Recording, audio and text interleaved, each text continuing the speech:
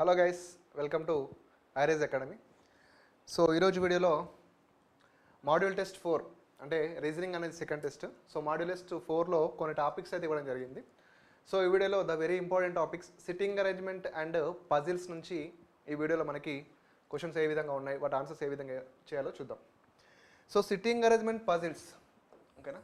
So లోపలికి వెళ్ళే ముందు కొంచెం బేసిక్స్ చూద్దాం ఒకసారి. సిట్టింగ్ అరేంజ్మెంట్ అండ్ పజిల్స్ మామూలుగా చూస్తే ఈ రెండిటికి ఒకే విధమైన సొల్యూషన్స్ అనేవి ఉండడం జరుగుతుంది. అంటే తీసుకునే విధానం కానీ అది ఏమైనా కానీ. అంటే ఎలా అంటున్నా అంటే, ఇప్పుడు సపోజ్ సిట్టింగ్ అరేంజ్మెంట్లో ఒక మ్యాటర్ ఉందనుకోండి, సమ్ మ్యాటర్. ఇదే మ్యాటర్ లైక్ పజిల్లో కూడా ఉంటుంది. ఒక మ్యాటర్ పజిల్లో కానీ సిట్టింగ్ అరేంజ్మెంట్లో కానీ ఉందనుకోండి, అది ఎలా ఉంటుందంటే, ఓకేనా, ఈ మ్యాటర్ నుంచి డైరెక్ట్ ఇన్ఫర్మేషన్ ద్వారా మనం కొన్నిటిని పేస్ట్ చేయొచ్చు. డైరెక్ట్ ఇన్ఫో ద్వారా. అంటే వాడిచ్చిన మ్యాటర్లో ఏదో కొంచెం ఇన్ఫర్మేషన్ అయినా మనం డైరెక్ట్గా సిట్టింగ్ అరేంజ్మెంట్లో అయితే సర్కిల్లో, లీనియర్లో అయితే లీనియర్లో, పజిల్లో అయితే ఒక ఫ్రేమ్లో చేయొచ్చు. మిగతా మ్యాటర్ ఎలా ఉంటుందంటే పాజిబిలిటీ కానీ నెగిటివ్ కానీ అలా ఉంటుంది. అంటే వీటిని మనం ఇన్పుట్స్గా తీసుకుంటాం. ఓకేనా. సపోజ్ ఒక 5 ప్లేసెస్ ఉన్నాయనుకోండి, ఓకేనా. డైరెక్ట్ మ్యాటర్ ద్వారా ఒక 3 ప్లేసెస్ ఆర్ 2 ప్లేసెస్ ఫిల్ అవుతాయి. ఇక్కడ ఇచ్చిన ఇన్పుట్ ఆధారంగా ఈ రెండిట్లలో ఏదో ఒక దాంట్లో కూర్చోవడం లేదా కూర్చోకపోవడం ద్వారా ఇన్పుట్ ద్వారా మిగతాయి ఫిల్ అవుతాయి అనమాట. అంటే సిట్టింగ్ అరేంజ్మెంట్ కానీ పజిల్ కానీ వాడు ఇచ్చిన ఇన్ఫర్మేషన్లో సగం పెద్ద ఇబ్బంది ఏమి ఉండదు. ఆ సగాన్ని మనం ఎగ్జాక్ట్గా పోస్ట్ చేసి మిగతా ఇన్పుట్స్ని అందులో ఫిట్ చేస్తూ ఉంటే ఈజీ అవుతుంది. So sitting arrangement and puzzle అనేది వెరీ వెరీ ఈజీ అండి ఇక్కడ. ఎందుకంటే ఇక్కడ ఈక్వేషన్స్ ఉండవు, ఏముండవు. Thinking is the power. అంటే ఒక వ్యక్తి ఒక దగ్గర కూర్చున్నాడంటే, ఓకే, ఒక వ్యక్తి ఒక దగ్గర కూర్చోలేడు అంటే మనం ఏం చేస్తామంటే, సరే అక్కడ కూర్చోడు అని అనుకుంటాం. కానీ సరే మరి వీడు ఇక్కడ కూర్చోడంటే ఇక్కడ కూర్చుంటాడు. కూర్చునే ప్లేసెస్ ఎన్ని ఉన్నాయి, ఎలా కూర్చోబెట్టాలి? మీ థింకింగ్ ఎప్పుడు ఎలా ఉండాలంటే, ఒక వ్యక్తి ఇక్కడ కూర్చోడంటే ఓకే ఇక్కడ కూర్చోడు, మరి ఎక్కడ కూర్చుంటాడు, ఎలా కూర్చుంటాడు, ఇలా ఆలోచించాలి. వాడు కూర్చునే ప్లేసెస్ ఎన్ని ఉన్నాయి, ఏ ప్లేస్లో కూర్చోబెడితే కరెక్ట్గా కూర్చోబెట్టచ్చు, ఇలా ఆలోచించాలి. ఇంకోటి, ఒక వ్యక్తి ఒక పక్కన కూర్చోడంటే ఈ వ్యక్తి కూడా వన్ పక్కన కూర్చోనట్టే, ఓకేనా. అంటే ఇప్పుడు సపోజ్ ఏ అనే వ్యక్తి బి పక్కన కూర్చోడంటే వాడు ఇస్తాడు, ఏమంటాడు, ఏ అనే వ్యక్తి బి పక్కన కూర్చోర్రా అంటాడు. మనం ఇలానే ఆలోచిస్తాం. కానీ అక్కడ అంటే ఏ అనే వ్యక్తి బి పక్కన కూర్చోడంటే బి అనే వ్యక్తి కూడా ఏ పక్కన కూర్చోడన్నట్టే అక్కడ. ఇట్ మీన్స్ అంటే ఒక పాయింట్ని మనం 2 విధాలుగా థింక్ చేయాలి, 2 విధాలుగా ఆన్సర్స్ అనేది తీసుకోవాలి. సో మనకి సిట్టింగ్ అరేంజ్మెంట్లో లీనియర్ ఉంటుంది, సర్క్యులర్ ఉంటుంది, ఒక స్క్వేర్ కూడా ఉంటుంది, ఓకేనా. మామూలుగా ఎస్ఎన్ కానిస్టేబుల్లో లీనియర్ అండ్ సర్క్యులర్ అడుగుతాడు. సో లీనియర్ చూస్తే మనం మామూలుగా ఒక 5 మెంబర్స్ ఉంటే ఇది రైట్ సైడ్లో ఉంది కాబట్టి దీన్ని రైట్ సైడ్ ఎండ్ అంటారు, ఇది లెఫ్ట్ సైడ్లో ఉంది కాబట్టి దీన్ని లెఫ్ట్ సైడ్ ఎండ్ అంటారు. సో ఇక్కడ మిడిల్లో ఉన్నాడు కాబట్టి వీడిని మిడిల్ పర్సన్, ఎంపీ అంటే నాట్ మెంబర్ ఆఫ్ పార్లమెంట్ నాన్న, మిడిల్ పర్సన్. ఎప్పుడు కానీ లీనియర్లో మిడిల్ పర్సన్స్ 5 మెంబర్స్ ఉన్నప్పుడు, 7 మెంబర్స్ ఉన్నప్పుడు, 9 మెంబర్స్ ఉన్నప్పుడు, 11 మెంబర్స్ ఉన్నప్పుడు, అంటే ఆడ్ నెంబర్స్ ఉన్నప్పుడు మాత్రమే, ఆ లీనియర్లో ఆడ్ నెంబర్ పీపుల్ ఉన్నప్పుడు మాత్రమే మిడిల్ పర్సన్ని తీసుకోవడం జరుగుతుంది. Okay, first point. So sitting arrangement అంటే లీనియర్ అయితే ఈ విధంగా ఉంటుంది, వెరీ ఈజీగానే ఉంటుంది. ఒకవేళ సర్క్యులర్లో అయితే ఎలా ఉంటుందంటే, సర్క్యులర్లో ఇప్పుడు ఒక సర్క్యులర్ అనుకున్నానా, ఒక 8 మెంబర్స్ కూర్చున్నారు అనుకో, ఆల్ ఆర్ ఫేసింగ్ ఇన్సైడే అనుకో. నువ్వు ఎప్పుడు కూడా సర్క్యులర్ని ఇక్కడ నుంచి స్టార్ట్ చేయాలి. This is the starting point. SP not sarvapindi, starting point. ఎప్పుడు కానీ సర్కిల్ని ఇక్కడ నుంచి స్టార్ట్ చేయాలి. లేదు సార్ నేను ఇక్కడ నుంచి స్టార్ట్ చేస్తా అంటే చేసుకో, సావు నీ ఇష్టం. ఇక్కడ నుంచి వేస్తే ఈక్వల్గా కనిపిస్తుంది నీకు సర్కిల్.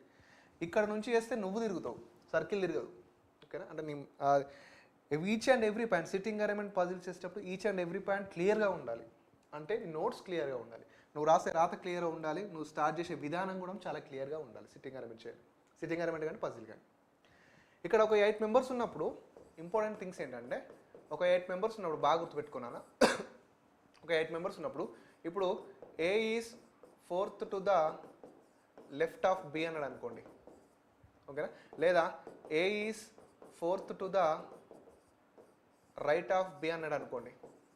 లేదా 3 persons sits between 3 persons sits between A and B అన్నారు అనుకోండి. ఇది ఎప్పుడైతే ఒక సర్కిల్లో 8 మెంబర్స్ ఉండి ఒకరికి 4వ స్థానంలో, అంటే ఇక్కడ తెలుగులో చెప్పాలంటే ఏ బికి ఎడమ వైపున 4వ స్థానంలో, ఏ బికి ఎడమ వైపున 4వ స్థానంలో, ఏ బికి కుడివైపున 4వ స్థానంలో, 3 persons sits between A and B. ఈ 3 పాయింట్లు ఇచ్చినప్పుడు ఏ విధంగా ఉంటుందంటే మామూలుగా ఇప్పుడు ఫస్ట్ పాయింట్ చూసుకుంటారా, ఏ అనే వ్యక్తి బికి ఎడమ వైపున 4వ స్థానం అన్నాడు. ఎప్పుడైనా కానీ 8 మెంబర్స్ ఉన్నప్పుడు 4th పొజిషన్ అడిగితే ఏం చేయాలంటే, ఇప్పుడు ఎవరైతే మన తెలుగు మీడియం వాళ్ళు ఎలా కూర్చోబెట్టాలంటే, ఎవరికైతే అంటున్నాడో వాడిని ఫస్ట్ తీసుకోవాలి. ఎవరికి అంటున్నాడు? ఏ అనే వ్యక్తి బీకి అంటున్నాడు. సో బీని ఇక్కడ వేయు. బీకి ఎటువైపు అంటున్నాడు? ఎడమ వైపు. This is left, right. So 1 2 3 4 ఇక్కడ ఎవరు ఉంటారు? ఏ. నీ ప్లేసెస్ కౌంట్ చేసేటప్పుడు కూడా ఇక్కడ నుంచి కౌంట్ చేయొద్దు, ఎందుకంటే ఇక్కడ ఆల్రెడీ బీ ఉన్నాడు కదా. బీని కూర్చోబెట్టినాక తర్వాత బీ పక్క నుంచి చేయాలి. 1 2 3 4. ఓకేనా? ఇదేంటి? 4th to the left. ఒకవేళ రైట్ సైడ్ చూసాను అనుకోండి, 1 2 3 4, అంటే ఇదేంటి? 4th to the right. అంటే 8 మెంబర్స్ ఉన్నప్పుడు 4th పొజిషన్ లెఫ్ట్ కానీ రైట్ కానీ సేమ్. ఒకవేళ ఇలా అన్నాడు అనుకోండి, 3 persons sits between A and B. A మరియు బీల మధ్య 3 వ్యక్తులు కూర్చున్నారా? 1 2 3. సార్ ఇటు కూడా కూర్చున్నారు కదా, మొత్తం 6 అవుతారంటే తప్పు. ఏదో ఒక సైడే లెక్క పెట్టాలి. ఓకేనా? సో ఇక్కడ ఏంటి అంటే 8 మెంబర్స్ ఉన్నప్పుడు బాగా గుర్తుపెట్టుకున్నానా, 8 మెంబర్స్ ఉన్నప్పుడు 4th టు ద రైట్ అన్నా, 4th టు ద లెఫ్ట్ అన్నా, అంటే కుడివైపున 4వ స్థానం అన్నా, ఎడమ వైపున 4వ స్థానం అన్నా, లేకపోతే వాళ్ళిద్దరి మధ్య 3 వ్యక్తులు కూర్చున్నా, ఇట్ మీన్స్ ఏంటంటే వాళ్ళిద్దరూ ఆపోజిట్ డైరెక్షన్లో కూర్చోబెట్టాలి. వాళ్ళిద్దరిని ఆపోజిట్ డైరెక్షన్లో కూర్చోబెడితే సరిపోతుంది. అంటే ఈ 3 పాయింట్లని ఒకే విధంగా కూర్చోబెట్టచ్చు. 4th to the right, 4th to the left and 3 persons between those people. అంటే ఆ 3 పాయింట్లకు ఒకటే ఏంటి? ఆపోజిట్ డైరెక్షన్, సింపుల్గా. ఓకేనా? ఆపోజిట్ డైరెక్షన్ సింపుల్గా. ఇంకోటి ఏంటి అంటే సిట్టింగ్ అరేంజ్మెంట్ కానీ పజిల్ కానీ మనం తీసుకునే పాయింట్స్ అనేవి వెరీ వెరీ ఇంపార్టెంట్. వీటినే మనం స్టార్టింగ్ పాయింట్స్ అని అంటాం. స్టార్టింగ్ పాయింట్ అంటే ఇప్పుడు సిట్టింగ్ అరేంజ్మెంట్లో ఎలాంటి పాయింట్ని తీసుకోవాలంటే ఎగ్జాక్ట్గా పేస్ట్ అయ్యేటువంటి పాయింట్స్. అంటే చూడండి ఇక్కడ స్టార్టింగ్ పాయింట్స్ అంటే తీసుకోవాల్సిన పాయింట్స్ ఏంటి అంటే ఎగ్జాక్ట్గా ప్లేస్ అయ్యే పాయింట్, ఎగ్జాక్ట్ ప్లేసెస్ అంటే ఖచ్చితంగా వాటిని మనం అందులో కూర్చోబెట్టగలగాలి. ఏంటిది? A is second to the right అన్నాడు అనుకోండి, yes. A is second to the right అన్నాడు అనుకోండి, ఎస్, దీన్ని తీసుకోవచ్చు. తెలుగు మీడియం అయితే ఏ అనే వ్యక్తి బీకి A is second to the right of B. A అనే వ్యక్తి బీకి ఎడమ వైపున 2వ స్థానంలో కూర్చున్నాడు, ఎస్, దీంతో స్టార్ట్ చేయొచ్చు, నో ప్రాబ్లం. లేకపోతే ఇలాంటి point A is third to the left of B, yes, ఈ పాయింట్తో కూడా స్టార్ట్ చేయొచ్చు. ఏ అనే వ్యక్తి బీకి ఎడమ వైపున 3వ స్థానంలో కూర్చున్నాడు, ఎస్, ఇలాంటి పాయింట్స్తో చేయొచ్చు. ఏ ఈజ్ ఆపోజిట్ టు బి, ఏ బీకి ఎదురుగా కూర్చున్నాడు, ఈ పాయింట్తో కూడా స్టార్ట్ చేయొచ్చు. స్టార్ట్ చేయాల్సిన పాయింట్స్ ఎన్ని ఉన్నాయి కానీ స్టార్ట్ చేయకూడని పాయింట్సే ఇంపార్టెంట్. ఎందుకంటే స్టార్ట్ చేయకూడని పాయింట్తో నువ్వు స్టార్ట్ చేసావనుకో నీకు ఆ సర్కిల్ రానే రాదు. అవి ఏంటంటే నెగిటివ్, మొత్తం నెగిటివ్ ఉంటాయి. ఎలా అంటే నాట్ నైబర్ అంటాడు, ఒక ఇద్దరు నాట్ నైబర్ అంటే A is not the immediate neighbour of B, అంటే ఏ అనే వ్యక్తి బి పక్కన కూర్చోడు అంటాడు. ఓకేనా? లేదా పాజిబిలిటీ ఉన్నటువంటి పాయింట్స్ అంటే 1 person sits between A and B. అంటే 1 person sits between A and B అంటే ఇక్కడ పాజిబిలిటీ అనేది వస్తాయండి. ఎలా అంటే ఏ అండ్ బి మధ్య ఒక వ్యక్తి కూర్చున్నాడు అంతేనా? ఏ అండ్ బీల మధ్య ఒక వ్యక్తి కూర్చున్నాట, ఏ అండ్ బీల వద్ద ఒక వ్యక్తి కూర్చున్నాడు, ఇది కరెక్టే కదా? ఏ అండ్ బీల వద్ద ఒక వ్యక్తి కూర్చున్నాడు, ఇది కూడా కరెక్టే కదా? ఎస్. ఇలాంటి పాజిబిలిటీ ఉన్నటువంటి పాయింట్స్ని, నెగిటివ్ ఉన్నటువంటి పాయింట్స్తో మనం స్టార్ట్ చేయకూడదు. ఎగ్జాక్ట్గా ప్లేస్ అయ్యేటటువంటి పాయింట్స్తో మనం సిట్టింగ్ అరేంజ్మెంట్ స్టార్ట్ అయితే ఎండ్ అనేది సూపర్ క్లియర్గా ఉంటుంది. ఎస్. సో ఇప్పుడు మనం క్వశ్చన్స్లోకి వెళ్దామండి. ఓకే, క్వశ్చన్స్లోకి వెళ్దాం. ఇక్కడ ఏపీ ఎస్ఐ మెయిన్స్ 2019లో అడిగాడంటే ఇది. So ABCDE are 5 boys sitting in a row. B is on the right of C, who is on the right of A. Who అంటే ఇక్కడ ఎవరండి, హూ వెనకాల ఎవడుంటే వాడు, ఇంగ్లీష్ మీడియం వాళ్ళు హూ వెనకాల ఎవడుంటే వాడు. ఇక్కడ C, C is on the right of A. The boy is, E is only one between A and C. D is on extreme left side, then the boy in the middle of the arrangement. నేను ఏమంటున్నా అంటే ఇక్కడ first total ఎంత ఉన్నారు, 5 members ఉన్నారు. Total 5, 2 3 4 5. నేను sitting arrangement starting అప్పుడే చెప్పాను, ఏమన్నాను, వాడు ఇచ్చిన ఇన్ఫర్మేషన్ నుంచి ఎగ్జాక్ట్గా పోస్ట్ చేసే పాయింట్స్ ఒక 2-3 ఉంటాయి ఖచ్చితంగా, లేదా ఐదర్ 1 or 2 ఉంటాయి కంపల్సరీ. వాటిని పోస్ట్ చేసి మిగతా వాటిని ఇన్పుట్స్గా తీసుకోండి అని చెప్పాను. హియర్ సి, మరి ఇచ్చినటువంటి ఇన్ఫర్మేషన్లో ఏదైనా పాయింట్ని ఎగ్జాక్ట్గా పోస్ట్ చేయొచ్చు అని చూద్దాం. ఇక్కడ చూసుకుంటే ABCDE అనే 5 బాలురు ఒక వరుసలో కూర్చొని ఉన్నారు. ఏకి కుడివైపున కూర్చొని ఉన్న సికి కుడివైపున బి కూర్చొని ఉన్నాడు. అంటే ఏకి కుడివైపున సి ఉంటే ఈ సి అనే వానికి కుడివైపున బి ఉన్నాడంట. ఓకే ఓకే, ఇది ఎగ్జాక్ట్లీ చేరాదు. ఏ మరియు సిల మధ్య బాలుడు ఈ మాత్రమే ఉన్నాడు. ఓకే, ఎడమవైపు చిట్ట చివరన డి కూర్చున్నాడు. ఎడమవైపు చిట్ట చివరన డి కూర్చున్నాడు. చూడండి ఎగ్జాక్ట్గా పేస్ట్ అయ్యేటువంటి పాయింట్. ఎడమవైపు చిట్ట చివరన ఎవరు కూర్చున్నారు, డి. This is linear. ఇది రైట్ సైడ్ అనుకుంటే ఇది లెఫ్ట్ సైడ్, ఇది లెఫ్ట్ సైడ్ ఎండ్ నాన్న. ఇక్కడ ఎడమవైపు చిట్ట చివరన ఎవరు కూర్చున్నారంట నాన్న, డి. ఎస్, కూర్చోబెట్టినాం, ఒక్కటన్నా ఉంటుంది ఖచ్చితంగా, ఒక్కటన్నా ఎగ్జాక్ట్గా ఉంటుంది పేస్ట్ చేసేది. ఇప్పుడు మళ్ళీ చూడు, మళ్ళీ ఏం చేస్తామంటే ఏకి కుడివైపున కూర్చొని ఉన్న సికి, ఇక్కడ ఏంటంటే ఏకి కుడివైపున సి కూర్చున్నాడంట. ఆ కుడివైపు పొజిషన్ చెప్పట్లేదు, అంటే ఇమీడియట్ రైటా అంటే వెంటనే కుడివైపున్నా, లేదా ఫస్ట్ పొజిషనా, సెకండ్ పొజిషనా అంటే సెకండ్ టు ద రైటా, అవేం చెప్పట్లేదు. ఖచ్చితంగా వాడు ఏంటంటే ఏకి కుడివైపున సి కూర్చోవాలి. బట్ అంటే ఇలా చూడనా, ఇక్కడ ఏకి కుడివైపున సి కూర్చుంటాడు. ఓకేనా, మళ్ళీ సికి కుడివైపున ఎవరు కూర్చుంటారు, బి. వీడి గురించి చెప్పలే పొజిషన్, బట్ కుడివైపున అయితే కూర్చుంటారు. నెక్స్ట్ ఏ మరియు సిల మధ్యన బాలుడు ఈ మాత్రమే ఉన్నాడు. ఏ మరియు సిల మధ్య ఈ ఉన్నాడంటే ఇక్కడ చూడనా, ఏ మరియు సిల మధ్య ఈ ఉన్నాడు, ఏ మరియు సిల మధ్య ఈ ఉన్నాడు. ఈ రెండిట్లో ఏది కరెక్ట్ అంటే దిస్ ఇస్ డన్. ఎందుకు, సి అనే వ్యక్తి ఏకి కుడివైపు ఉండాలి కదా. సో ఏ సిల మధ్య ఈ ఉన్నాడు, సికి కుడివైపున బి ఉన్నాడు. సో ఈ 4 పాయింట్ని ఏ, ఈ, సి, బి. సో వాడు ఫైనల్గా అడిగేది ఏంటి, ఆయన అమెరికాలో మధ్యన ఉండే బాలుడు, మధ్యలో ఉన్నాడు, మిడిల్ పర్సన్ ఎవడు, MP. Is the right answer. మీరు ఇక్కడ గుర్తుపెట్టుకోవాల్సింది ఏంటంటే ఈ క్వశ్చన్ ద్వారా ఒక సైడ్కు కూర్చోబెట్టడం, అంటే ఒక వ్యక్తి కుడివైపున కూర్చున్నాడంటే అది ఎలా అన్నా కూర్చోవచ్చు, ఇమీడియట్గా రైట్గా కూర్చోవచ్చు, లేదా ఆ కుడివైపున ఎన్నో పొజిషన్ అన్న కూర్చోవచ్చు. ఇప్పుడు చూడనా, ఏకి కుడివైపున సి ఉన్నాడంటే సి అనేవాడు ఎలా ఉన్నాడు, సెకండ్ టు ద రైట్లో ఉన్నాడు కదా. ఎస్, ఇదే సికి కుడివైపున బి కూర్చొని ఉన్నాడు కదా. మరి సికి కుడివైపున బి ఎలా ఉన్నాడు, వెంటనే కుడివైపున ఉన్నాడు కదా. అంటే ఒక సైడ్ చెప్పినప్పుడు అది ఇమీడియట్ అవ్వచ్చు, లేదా ఇంకా వేరే ప్లేసెస్ అన్నా అవ్వచ్చు. ఓకేనా, ఇమీడియట్కి, పొజిషన్స్కి, సైడ్స్కి డిఫరెన్స్ అన్న. ఇమీడియట్ అంటే వెంటనే పక్కన కూర్చున్నారంటే కూర్చోబెట్టాలి. పొజిషన్స్ అంటే లేదు, 2వ కుడి, 3వ కుడి, 4వ కుడి అంటే ఎస్.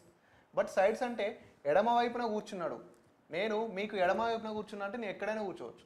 నీకు ఎడమ వైపు ఎంత ప్లేస్ ఉంటే అంత ప్లేస్, మధ్యలో ఎక్కడైనా కూర్చోవచ్చు. ఓకే, సో ఆన్సర్ ఈస్ ఈ. Next ABCDE sitting on bench top. So ఇక్కడ కూడా 5 మెంబర్స్ ఉన్నాను. సో 5 మెంబర్స్ అంటే అంతేనా, 5 1 2 3 4 5. ఓకే, 5 ఉన్నారు. సో 5 2 3 4 5. సో ఇందులో మనం ఫస్ట్ చూడాల్సింది ఏంటి, ఎగ్జాక్ట్గా ఏమైనా పాయింట్ పోస్ట్ చేయొచ్చా లేదా అని చూడాలి. ఓకే రైట్, ఇక్కడ చూద్దాం. ఎగ్జాక్ట్ ఏమైనా పాయింట్ అంటే, so A sit by the side of B, C sit by the side of D, but D is not with E. Okay, E sits on the left end of the bench. E అనే వ్యక్తి బెంచ్లో left ఎండ్లో కూర్చున్నాడంట ఇక్కడ. ఖచ్చితంగా ఇది exact post చేయొచ్చు. Next C is at the second position from the right end. C అనే వ్యక్తి రైట్ ఎండ్ పొజిషన్ నుంచి, రైట్ ఎండ్ పొజిషన్ నుంచి 2వ స్థానంలో ఉన్నాడు. రైట్ ఎండ్ పొజిషన్ నుంచి 1వ స్థానం, రైట్ ఎండ్ పొజిషన్ నుంచి 2వ స్థానం. ఈ 2వ స్థానంలో ఎవరున్నారు నాన్న, సి. ఎగ్జాక్ట్గా పోస్ట్ అయింది కదా. Yes, next A, C together. A మరియు సీలు పక్కపక్కన కూర్చున్నారంట. ఏ మరియు సీలు పక్కపక్కన కూర్చున్నారంటే ఏ మరియు సీలు పక్కపక్కన, రైట్. ఏ మరియు సీలు పక్కపక్కన, right. Then the person on both sides of A. ఆయన ఏకి ఇరుపక్కల కూర్చున్న వారు ఎవరు? ఇంకేం పాయింట్స్ ఉన్నాయి? మనం స్టార్టింగ్ పాయింట్స్ ఒకసారి చూద్దాం. బి పక్కనే ఏ, డి పక్కన సి కూర్చున్నాడు. బి పక్కనే ఏ, బి పక్కనే ఏ, డి పక్కన సి కూర్చున్నారు. సో బి పక్కనే ఏ అంటే ఇక్కడ, సి పక్కనే డి అంటే ఇక్కడ, ఇలా కూర్చుంటే ఒకవేళ డి ఈతో కూర్చునలేదు అంటే ఖచ్చితంగా డి ఇక్కడ కూర్చోడు, అంటే ఖచ్చితంగా సి పక్క కంటే ఇక్కడే కూర్చుంటాడు. ఈ కామ బీలకు కుడి పక్కన ఏ ఉండగా, ఈ కామ బీలకు కుడి పక్కన ఏ ఉండగా, అంటే ఈ కామ బీలకు కుడి పక్కన ఏ ఉండగా అంటే ఇక్కడ బి ఉంటాడు, ఇక్కడ ఏ, ఇది డి.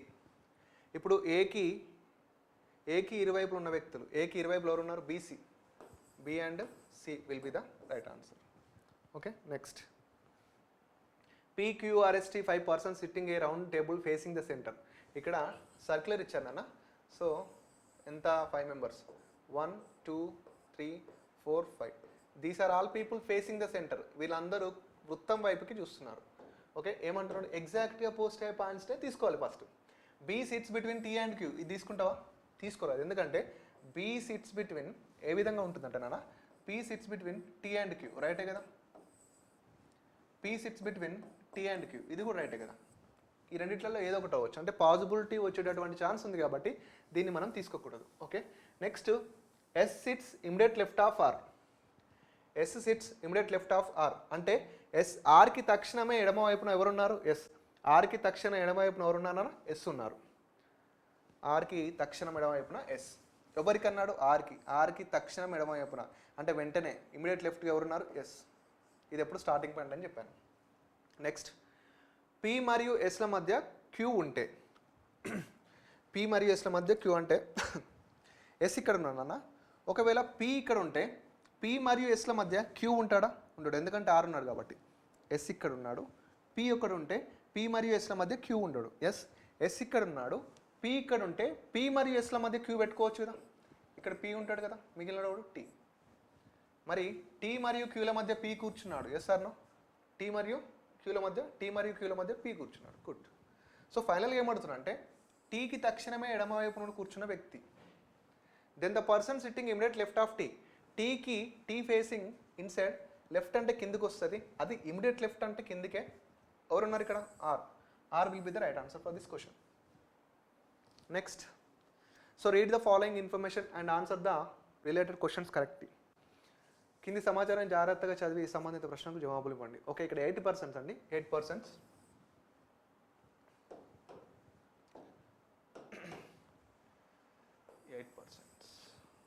బాగా పెద్దగా అయింది కదా.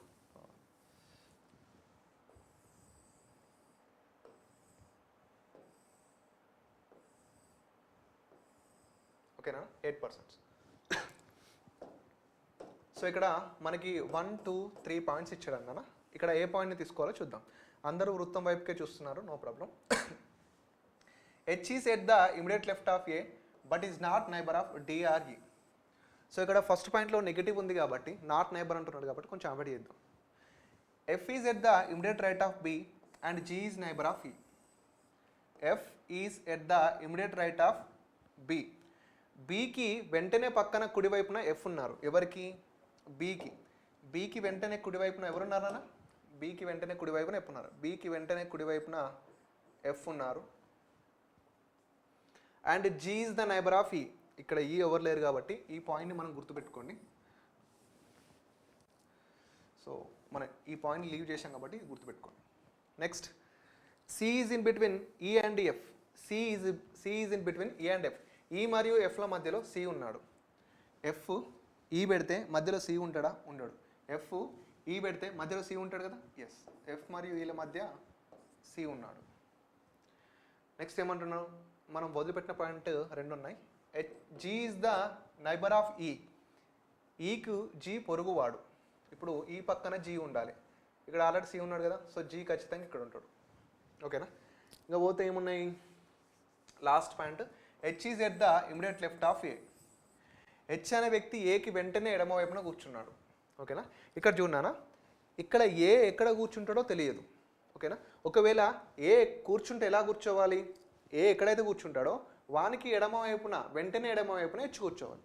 ఇక్కడ ఏ ఉన్నారు హెచ్ ఉన్నారు, వీళ్ళు ఎలా కూర్చోవాలంటే ఏ ఎక్కడైతే కూర్చుంటాడో వానికి వెంటనే ఎడమ వైపున హెచ్ కూర్చోవాలి. మనకు 3 ప్లేసెస్ ఉన్నాయి నాన్న. ఇక్కడ చూడు, ఒకవేళ ఏని ఇక్కడ కూర్చోబెట్టావు అనుకో, ఏని ఇక్కడ కూర్చోబెడితే ఏకి వెంటనే ఎడమ వైపు నెచ్చి కూర్చుంటాడా? కూర్చోడు కదా. ఏ ఇక్కడ కూర్చోబెడితే ఏకి వెంటనే ఎడమ వైపు నెచ్చి కూర్చుంటాడా? కూర్చోడు. ఏని ఇక్కడ కూర్చోబెడితే ఏకి వెంటనే ఎడమ వైపు నెచ్చి కూర్చుంటాడా? కూర్చుంటాడు.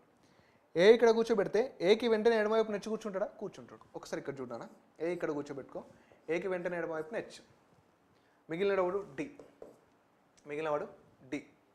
మరి ఈ హెచ్ అనే వ్యక్తి ఈ డి మరియు ఈల పక్కన కూర్చోడు కదా. ఈ హెచ్ అనే వ్యక్తి డి మరియు ఈల పక్కన కూర్చోడు కదా. సో ఇదేమవుతుంది? రాంగ్. ఇలా పెడితే రాంగ్ అవుతుంది. అంటే ఉన్న 3 ప్లేసులలో ఏ అనే వ్యక్తి ఇక్కడ కూర్చున్నా రాంగ్ అవుతుంది. అంటే ఖచ్చితంగా ఏ ఇక్కడ కూర్చుంటే ఏకి వెంటనే ఎడమవైపున హెచ్ ఇక్కడ కూర్చుంటాడు, మిగిలిన దాంట్లో డి కూర్చుంటాడు. అప్పుడు ఈ హెచ్ అనేవాడు డికి కానీ ఈకి కానీ పక్కన కూర్చోడు, అందరినీ సాటిస్ఫై చేసినట్టు ఉంటుంది. సో ఫైనల్గా వీడు అడిగే క్వశ్చన్ ఏంటిది నాన్న? The position is D is, D యొక్క స్థానం ఏంటంట? At the immediate left of B. అంటే బికి వెంటనే ఎడమవైపున ఉన్నాడా? ఎస్ ఉన్నాడు, కాబట్టి 1 ఇస్ ద రైట్ ఆన్సర్. బికి వెంటనే ఎడమవైపున డి ఉన్నాడు కదా. సో మిగతా చూడండి రాంగ్ అవుతుంది నాకు తెలిసి. Next, which of the following is true? Is between F and B. E అనే వ్యక్తి ఎఫ్ మరియు బిల మధ్య ఉన్నాడా? లేడు. F is neighbour of G. F అనే వ్యక్తి జీకి పక్కన ఉన్నాడా? లేడు. G is in between H and E. G అనే వ్యక్తి హెచ్ మరియు ఈల మధ్య ఉన్నాడా? జీ అనే వ్యక్తి హెచ్ మరియు ఈల మధ్య ఉన్నాడు. Yes, point is H. Third. Next,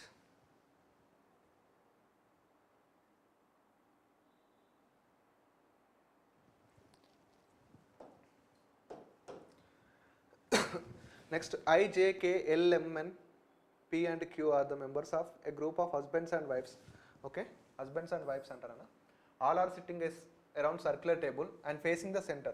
Andaru circular table lo కూర్చున్నారు, facing center anta. No two males, no two females are immediate neighbors of each other. Okay, కొన్ని పాయింట్స్ ఇచ్చాడు, తెలుగు మనం చూద్దాం ఒకసారి. I, J, K, L, M, N, P, Q, R. ఇక్కడ ఎంతమంది ఉన్నారు? 1 2 3 4 5 6 7 8 ఉన్నారు. ఇక్కడ ఎంత ఉన్నారు? 1 2 3 4 5 6 7 8. Okay right, 8 members. Good. So భార్య భర్తలు వీరందరూ ఒకే వృత్తాకారంలో లోపల వైపు చూస్తూ కూర్చున్నారు. ఏ ఇద్దరు ఆడవారు మరియు ఏ ఇద్దరు మగవారు పక్కపక్కన కూర్చున్నారు. ఎస్, ఇప్పుడు నువ్వు ఎగ్జాక్ట్గా పాయింట్లోకి వెళ్ళే ముందు ఏం చేయాలంటే వాడు ఏం చెప్తుండో వినాలి. 8 మంది ఉన్నారు, భార్య భర్తలు ఉన్నారు, సర్కిల్లో కూర్చున్నారు, అందరూ లోపల వైపు చూస్తున్నారు కాబట్టి మనకి ఎలాంటి ప్రాబ్లం లేదు. బట్ ఇక్కడ థింగ్ ఈజ్ ఏంటంటే no two males, no two females are not immediate neighbours. అంటే ఏ ఇద్దరు ఆడవారు కానీ ఏ ఇద్దరు మగవారు కానీ పక్కన కూర్చోరు.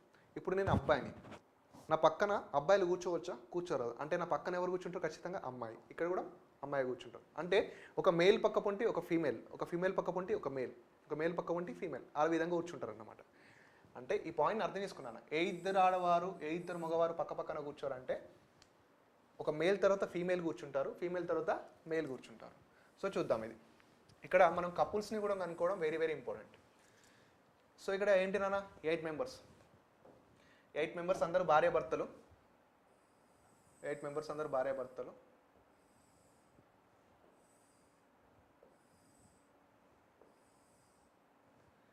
సో నువ్వు చేయాల్సిన పని ఏంటంటే ఏం లేదు, మొత్తం చదువు.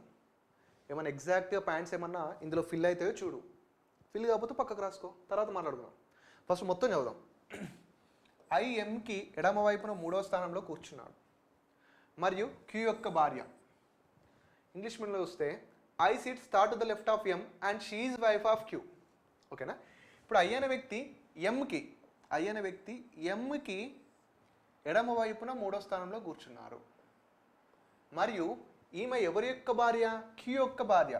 అంటే క్యూ మేల్ అయితే ఐ ఏమవుతారు నాన్న? ఫీమేల్. ఇక్కడ ఐ ఫీమేల్ అవుతే ఒక ఫీమేల్ పక్కన ఎవరు కూర్చుంటారు? మేల్. ఒక మేల్ పక్కన ఎవరు కూర్చుంటారు? ఫీమేల్. ఒక ఫీమేల్ పక్కన ఎవరు కూర్చుంటారు? మేల్. ఒక మేల్ పక్కన ఎవరు కూర్చుంటారు? ఫీమేల్. ఇక్కడ మేల్, ఇక్కడ ఫీమేల్, ఇక్కడ మేల్. సింపుల్. వాడు చెప్పిందే చేస్తున్నాం కదా మనం. ఎస్, ఐ ఎంకి ఎడమ వైపున 3వ స్థానంలో కూర్చున్నారు మరియు ఐ క్యూ యొక్క భార్య కాబట్టి మైనస్ ప్లస్ మైనస్ అంటే ఇక్కడ ఈ ప్రొఫార్మ్ ఏంటంటే ఏ ఇద్దరు ఆడవారు కానీ ఏ ఇద్దరు మగవారు కానీ పక్క పక్కన కూర్చోరని మీనింగ్. ఓకేనా. నెక్స్ట్ ఎన్ కామ ఎల్కి కుడివైపున రెండవ స్థానంలో కూర్చుంటాడు.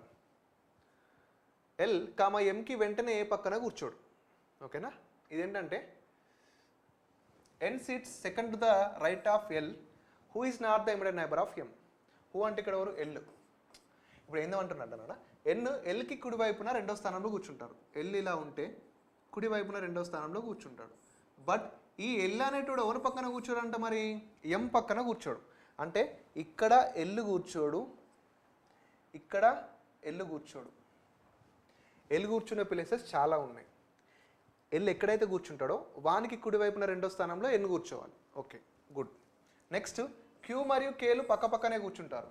క్యూ మరియు కేలు పక్కపక్కనే కూర్చోడం అంటే క్యూ మరియు కేలు పక్కపక్కన ఇలా కూర్చోవచ్చు, క్యూ మరియు కేలు పక్కపక్కన ఇలా కూర్చోవచ్చు. ఇక్కడ నీకు క్యూ ఎవరు? మేల్ కదా. క్యూ మేల్ అయితే కే ఏమవుతారు? ఫీమేల్. ఇలా ఒక్కొక్క పాయింట్ యాడ్ చేయాలి. నెక్స్ట్ ఇక్కడ క్యూ మేల్ కదా, కే ఏమవుతారు? ఫీమేల్. రైట్. నెక్స్ట్ ఏమంది? ఎన్ తన భార్య అయిన జేకి వెంటనే ఏ పక్కన కూర్చోడు. భయం కావచ్చు వానికి. ఎన్ తన భార్య జేకి వెంటనే ఏ పక్కన కూర్చోడు. ఇలాంటివి అవుతూనే ఉంటాయి. తన భార్యకు భయపడుతున్నాడు వాడు. ఎన్ తన భార్య అయిన జేకి ఏ పక్కన కూర్చోడు అంటే ఇక్కడ మీరు ఏ పాయింట్ చదువుతారంటే ఎన్ వాళ్ళ భార్య పక్కకు కూర్చోవడం చదువుతారు, కానీ వాళ్ళిద్దరు కపుల్ రాసుకోవాలని ఆలోచించాలి మరి. ఓకేనా. ఎన్ తన భార్య అయిన జేకి ఏ పక్కన కూర్చోడు. ఓకే, కూర్చోకపోనే. ఐకి ఎడమ వైపున రెండో స్థానంలో కూర్చున్న వ్యక్తికి ఎం భర్త. ఐకి ఎడమ వైపున రెండవ స్థానంలో ఎవరైతే కూర్చుంటారో ఈమెకి భర్త ఎవరంట? ఎం అంట. సరే, ఎంని ఇక్కడ ఇద్దాం, వాళ్ళ ఆవిడ కోసం వెయిట్ చేద్దాం. కామా ఐ ఎల్కి వెంటనే ఏ పక్కన కూర్చోడు. ఐ ఎల్కి వెంటనే ఏ పక్కన కూర్చోడు అంటే ఒక వ్యక్తికి ఒకరు వెంటనే పక్కన కూర్చోరు అంటే ఆ వ్యక్తి కూడా మీరు పక్కన కూర్చోడు. ఐ ఎల్కి వెంటనే ఏ పక్కన కూర్చోడు అంటే ఎల్ ఐకి వెంటనే ఏ పక్కన కూర్చోడు. అంటే ఎల్ ఇక్కడ కూర్చోడు నాన్న, ఎల్ ఇక్కడ కూర్చోడు. మనం ఈ పాయింట్ చూస్తే ఎల్ అనే వ్యక్తి కూర్చునే ప్లేసెస్ ఎన్ని ఉన్నాయి? ఇప్పుడు ఎల్ ఇక్కడ కూర్చోడు, ఇక్కడ కూర్చోడు. ఈ రెండు ప్లేసెస్ ఉన్నాయి. ఈ రెండు ప్లేసెస్లో ఎల్ ఎక్కడైతే కూర్చుంటాడో వానికి కుడివైపున రెండో స్థానంలో ఎన్ కూర్చోవాలి. Yes, if in case L ఇక్కడ కూర్చోబెట్టావు అనుకో, కుడివైపున రెండవ స్థానంలో ఎన్ కూర్చుంటున్నాడా? నో. ఎల్ ఇక్కడ కూర్చోబెట్టావు అనుకో, కుడివైపున రెండవ స్థానంలో ఎన్ కూర్చుంటున్నాడా? Yes, good. ఈ పాయింట్ అయిపోయింది కదా. ఎస్, ఇక్కడ ఏం చేసిన నేను ఎల్ అనే వ్యక్తి కూర్చొని ప్లేసెస్ తీసుకున్నా. మరి ఎక్కడ కూర్చుంటాడు? రెండు ప్లేసెస్ మిగిలినాయి. ఆ రెండు ప్లేసులలో ఎల్ని ఎక్కడైతే కూర్చోబెడతామో వానికి కుడివైపున రెండో స్థానంలో ఎన్ కూర్చోవాలి. అలా ఒకటే ఉంది కాబట్టి అక్కడ కూర్చోబెట్టిన. నెక్స్ట్ క్యూ మరియు కేలు పక్క పక్కనే కూర్చుంటారు. ఎప్పుడైనా గుర్తుపెట్టుకోండి, ఒక ఇద్దరు పక్క పక్కనే కూర్చున్నారంటే కంపల్సరీ మనకు బాల్కనీ సీట్ ఖాళీ ఉండాలి. అంటే కపుల్ సినిమాకి వెళ్ళినప్పుడు మనకి కపుల్ సీట్స్ ఖాళీ ఉన్నట్టు బాల్కనీలో ఇక్కడ కూడా ఇద్దరు పక్క పక్కన కూర్చున్నారంటే మనకు ఆ సిట్టింగ్ అరేంజ్మెంట్లో రెండు సీట్స్ ఖాళీ ఉండాలి, పక్క పక్కనే ఉండాలి. మరి అలా ఇక్కడ పక్క పక్కన సీట్స్ ఖాళీ ఉన్నాయి ఏంటి నాన్న? సో వెళ్ళి ఇక్కడ కూర్చోడు కాబట్టి తీసేస్తున్నా. ఇక్కడ ఒకటి ఖాళీ ఉంది, పక్కన లేదు. ఇక్కడ ఒకటి ఖాళీ ఉంది, పక్కన లేదు. ఇక్కడ రెండు పక్క పక్కన ఉన్నాయి కదా. ఎస్, మరి ఇందులో క్యూని ఎక్కడ వేయాలి, కేని ఎక్కడ వేయాలంటే క్యూ మేల్ కాబట్టి క్యూ ఇక్కడే, కే ఫీమేల్ కాబట్టి ఇక్కడే. సింపుల్. నెక్స్ట్ ఇంకా మిగిలిన ఎవరు? ఇంకా రెండు ప్లేసెస్ మిగిలినాయి. ఏమన్నా పాయింట్ మిగిలిందా? ఎస్, ఇక్కడ ఎన్ను తన భార్య అయిన జే పక్కన కూర్చోడు. ఎన్ను రెండు ప్లేసెస్ ఉన్నాయి నాన్న. ఇప్పుడు జే కూర్చోవాలంటే ఎక్కడ కూర్చుంటారు చెప్పండి? ఇక్కడ ఎన్ పక్కన కూర్చుంటారా? కూర్చోదు. ఎందుకంటే ఎన్ను తన భార్యకు భయపడి తన భార్య పక్కన కూర్చోడు. అంటే జే ఇక్కడ కూర్చోరు అంటే ఇక్కడ కూర్చుంటారు జే. మిగిలిన వారు ఎవరు నాన్న? మిగిలిన వారు పి. ఈ పి అనేటోళ్ళు ఎవరు చెప్పండి? ఐకి ఎడమ వైపున రెండో స్థానంలో ఎవరైతే కూర్చుంటారో వాళ్ళు ఎమ్ యొక్క భర్త, అంటే వారికి ఎమ్ భర్త కదా. సో ఇక్కడ పి. మిగిలిన వారు ఎవరు నాన్న? కే. అబ్బాయిలలో ఎవరు మిగిలిన మరి? ఎల్. సో కపుల్స్ అయిపోయింది, సిట్టింగ్ అరేంజ్మెంట్ కూడా అయిపోయింది. సో క్వశ్చన్ చూస్తే who is wife of M? ఎంకి భార్య ఎవరు? P. Next who sits third to the right of M? Who sits third to the right of M? ఎంకి థర్డ్ టు ద రైట్లో ఉన్నది ఎవరు? పి. ఇక్కడ కూడా P A. P. Who is immediate neighbour of J? జేకి పక్కన కూర్చున్నది ఎవరు? జేకి పక్కన ఎవరు కూర్చున్నారో? M and L. Next who is opposite to M? Who is opposite M? Opposite ఎంకి ఎవరు? ఎన్నా. mకి ఆపోజిట్ n. yes, mకి opposite n. next, how many person sits between p and q? how many person sits between p and q when we counted clockwise? Okay, p and q మధ్య ఎంతమంది కూర్చున్నారు clock వైజ్లో? p నుంచి qకి clock వైజ్లో count చేస్తే p నుంచి qకి ఇది clock wise ఎంతమంది కూర్చున్నారు? 1 2 3 4 members కూర్చున్నారు నాన్న. 4 మెంబర్స్ కూర్చున్నారు. రైట్. సో ఇలాంటివి చూడాలి నాన్న. ఏం లేదు, ఇప్పుడు నేను ఏం చేస్తున్నా అంటే నేను ఏం చేయట్లేదు, అక్కడ ఉన్న ఇన్ఫర్మేషన్ ఫస్ట్ అక్కడ ఫిగర్లో వేస్తున్నా, మిగతాది పక్కకు రాస్తున్నా, ఎలిమినేషన్ చేస్తున్నా. ఎక్కడ కూర్చుంటారు సిట్టింగ్ అరేంజ్మెంట్లు ఇది. ఒక వ్యక్తి ఇక్కడ కూర్చుంటే మరి ఎక్కడ కూర్చుంటాడు, ఎలా కూర్చుంటాడు అనేది రావాలి మీకు. వస్తే ఈజీ. Okay, next.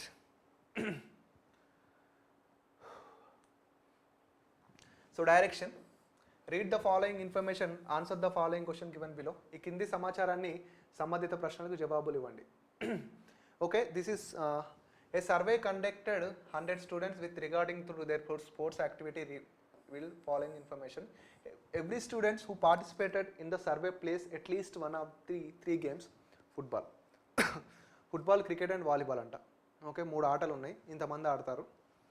ఇది ఏంది? పజిల్ అన్నమాట. ఇది క్వశ్చన్ పజిల్. వెన్ డయాగ్రామ్లో చేయాలి మనం. ఓకేనా, వెన్ డయాగ్రామ్. ఇక్కడ మనకి 3 స్పోర్ట్స్ ఉన్నాయి నాన్న. 3 స్పోర్ట్స్, 1 2 3. ఇదేంటి? ఫుట్బాల్ అనుకో. ఇదేంటి? క్రికెట్. ఇదేంటి? వాలీబాల్. ఇదేంటి? ఓన్లీ ఫుట్బాల్ ఆడేవాళ్ళు మాత్రమే. ఈ పార్ట్ ఏంటి? కేవలం క్రికెట్ ఆడేవాళ్ళు మాత్రమే. ఈ పార్ట్ ఏంటి? ఓన్లీ వాలీబాల్ ఆడేవాళ్ళు మాత్రమే. ఇదేంటి మరి? ఫుట్బాల్ అండ్ క్రికెట్ ఆడేవాళ్ళు. నా ఏళ్ళు చూడండి. ఇదేంటి? క్రికెట్ అండ్ వాలీబాల్ ఆడేవారు. ఇదేంటి? ఫుట్బాల్ అండ్ వాలీబాల్ ఆడేవారు. ఈ మిడిల్లో ఉన్నదేంటి? ఫుట్బాల్, క్రికెట్, వాలీబాల్ ఆడేవాళ్ళు. ఓకేనా, వెన్ డయాగ్రామ్ తెలిసే ఉంటుంది. సో ఇక్కడ ఏమంటున్నాడు అంటే క్వశ్చన్లో 20 ప్లే ఓన్లీ ఎఫ్. కేవలం 20 మంది ఎఫ్ని మాత్రమే ఆడతారు. కేవలం ఎఫ్ అంటే ఇక్కడే కదా, 20 మంది కేవలం ఎఫ్ని ఆడతారు. Next 30 play only C. 30 మంది కేవలం సిని మాత్రమే ఆడతారు. ఇక్కడ ఓన్లీ సి కదా, yes. Next 25 play only V. 25 మంది కేవలం విని మాత్రమే ఆడతారు. ఇక్కడ 25 మంది కేవలం విని మాత్రమే ఆడతారు. Next while 5 play all 3 games. 3 ఆటలను ఆడే ప్లేస్ ఇది కదా, ఇక్కడ 5. More over 8 play both F and V. Football వాలీబాల్ని ఆడేవారు 8 మంది. Okay. The number of students who play F and C. Okay, the number of students who play F and C is same the number of is the number of students who play both C and V. F and C ఆడేవారు మరియు C and V ఆడేవారు equal అనమాట. Okay, good. Telugu medium చూడాను ఏమంటున్నా అంటాడు. F కామ వీలను రెండింటిని మాత్రమే ఆడే విద్యార్థుల సంఖ్య సి కామ వీలను రెండింటిని మాత్రమే ఆడే విద్యార్థుల సంఖ్యకు సమానం. అంటే మనకి ఈ ప్లేస్ ఈక్వల్గా ఉండాలి. రైట్. మన దగ్గర ఎంతమంది ఉన్నారు, ఇందులోకి ఎంతమంది వచ్చారు, ఇంకెంతమంది మిగిలిరు, ఆ మిగిలిన దాంట్లో ఇద్దరిని సమానంగా ఉంచాలి. ఫస్ట్ ఆఫ్ ఆల్ మన దగ్గర ఎంతమంది ఉన్నారు, మీ వాల్యూ ఎంత? 100. ఈ 100లో నుంచి ఏడుంది ఇది, ఈ 100లో నుంచి ఇందులోకి ఎంతమంది వచ్చారు, ఈ 100లో నుంచి ఇందులోకి ఎంతమంది వచ్చారు అంటే 20 + 30 50, 50 + 25 75, 75 + 5 80, 80 + 8 88. ఇందులోకి 88 మెంబర్స్ వచ్చారు నాన్న. ఇందులోకి 88 మెంబర్స్ వచ్చారు. ఇంకా 12 బయట ఉన్నారు కదా, ఇంకా 12. ఈ మిగిలిన 12 ఏం చేయాలి మరి? సమానంగా ఈ 2 ప్లేస్లకు పంచాలి. అండ్ సి అండ్ ఎఫ్కి, సి అండ్ వికి పంచాలి. ఇప్పుడు 12 మంది ఉంటే వాళ్ళిద్దరు ఈక్వల్గా పంచాలంటే ఎంత పంచుతావు? అందులో 6, అందులో 6 కదా. సో ఇక్కడ 6, ఇక్కడ 6. సో టోటల్ 100 కదా. ఎస్, అంతే. సో లాస్ట్ పాయింట్ కూడా కొంచెం కన్ఫ్యూజన్గా ఉంది, బట్ ఈజీయే. Simple puzzle. ఇక్కడ క్వశ్చన్లో కూడా అన్న the number of students who play at least 2 of the games, at least 2 of 3 games. 3 ఆటల్లో కనీసం రెండింటిని ఆడే విద్యార్థుల సంఖ్య. ఇక్కడ చూడండి, అట్లీస్ట్ 2 అంటున్నాడు. అట్లీస్ట్ 2 వేరు, ఎగ్జాక్ట్లీ 2 వేరు నాన్న. అట్లీస్ట్ 2 వేరు, ఎగ్జాక్ట్లీ 2 వేరు. ఎగ్జాక్ట్లీ 2 అంటే ఖచ్చితంగా 2 ఆటలు ఆడేవారు మాత్రమే. అట్లీస్ట్ 2 అంటే 2 ఆటలు ఆడుతూ 2 ఆటల కంటే ఎక్కువ ఆడేవారు, 2 ఆటల కంటే ఎక్కువ ఆడేవారు. ఇక్కడ మొత్తం ఎన్ని ఆటలు ఆడుతున్నారు? 3 ఆటలు ఆడుతున్నారు కదా. అంటే 2 ఆటలు ఆడేవారిని తీసుకోవాలి, 3 ఆటలు ఆడేవారిని తీసుకోవాలి. ఎందుకంటే అట్లీస్ట్ అంటున్నాడు కాబట్టి. అట్లీస్ట్ అంటే 2 ఆటలు ఆడేవారు అట్లీస్ట్ 2 ఆడతారు, 3 ఆటలు ఆడేవారు అట్లీస్ట్ 2 ఆడతారు కదా. Yes, like that. ఎగ్జాక్ట్లీ అన్నప్పుడు అంటే ఖచ్చితంగా అని అన్నప్పుడు మాత్రమే, ఎగ్జాక్ట్లీ అంటే ఖచ్చితంగా అన్నప్పుడు మాత్రమే ఓన్లీ 2 ఆటలని తీసుకోవాలి. ఇక్కడ అట్లీస్ట్ అంటే కనిష్టంగా అంటాడు, కనీసంగా లేదా కనిష్టంగా. ఓకే, ఇప్పుడు మనం ఎవరెవరిని క్యాలిక్యులేట్ చేయాలంటే 2 ఆటలు ఆడేవారిని క్యాలిక్యులేట్ చేయాలి, 2 కంటే ఎక్కువ అంటే 3 ఆటలు ఆడేవారిని కూడా క్యాలిక్యులేట్ చేయాలి. సో ఇక హియర్ 2 ఆటలు ఆడేవారు ఎంతమంది నాన్న? 8 నారు 14, 14 నారు 20, 20 ప్లస్ 2 ఆటలు ఆడేవారు 20, 2 కంటే ఎక్కువ ఆడేవారు 5 కదా, 25. So 25 will be the right answer. Next, సీని ఆడే విద్యార్థుల సంఖ్య. ఇక్కడ సీని ఆడే విద్యార్థుల సంఖ్య వేరు, కేవలం సీని ఆడే విద్యార్థుల సంఖ్య వేరు. మళ్ళీ కేవలం C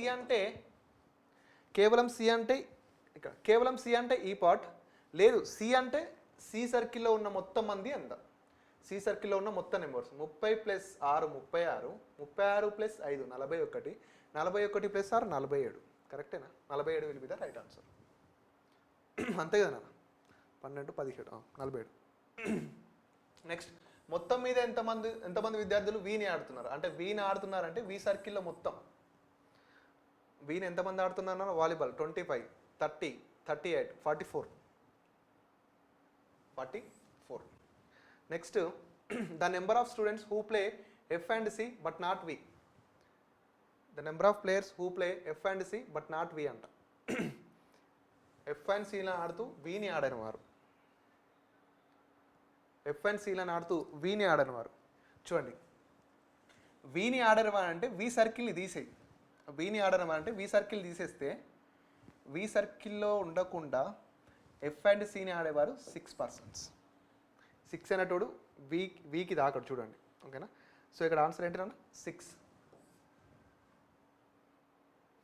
okay, next blood relation అన్న, బ్లడ్ రిలేషన్ క్వశ్చన్.